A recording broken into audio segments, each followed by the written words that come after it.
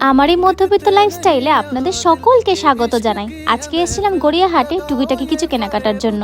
বাড়ির সবার তো কেনাকাটা হয়েছে, কিন্তু নিজের আপনজনদের জন্যই এখনো কেনাকাটা কিছু হয়নি। তাই আজ এসেছি মা বাবার জন্য আর নিজের জন্য কিছু জামা কাপড় কিনতে। চলুন, মায়ের জন্য শাড়িটা তো কিনে নিয়েছি, এবার ভাবছি নিজের জন্য কিছু চুড়িদার দেখি। এই দুটো সালোয়ার স্যুটই না আমার খুব পছন্দ হয়েছিল, তবে আপনাদের কোনটা ভালো লাগছে সেটা কিন্তু কমেন্ট করে অবশ্যই জানাবেন।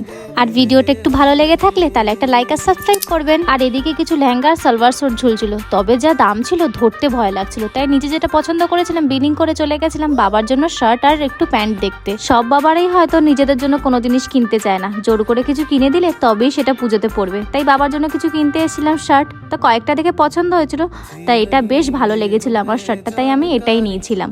এরপর দেখে নিয়েছিলাম বাবার জন্য কিছু প্যান্টের পিস, বেশ একটা ব্ল্যাক কালারের প্যান্টের পিস নিয়ে চলে গেলাম বিলিং কাউন্টারে। আর বেশ দেরিও হয়ে গেছিল, বাড়ি থেকে বারবার ফোনও করছিল, তাই তাড়াতাড়ি করে বাড়ি পালালাম। টাটা, জয় জগন্নাথ।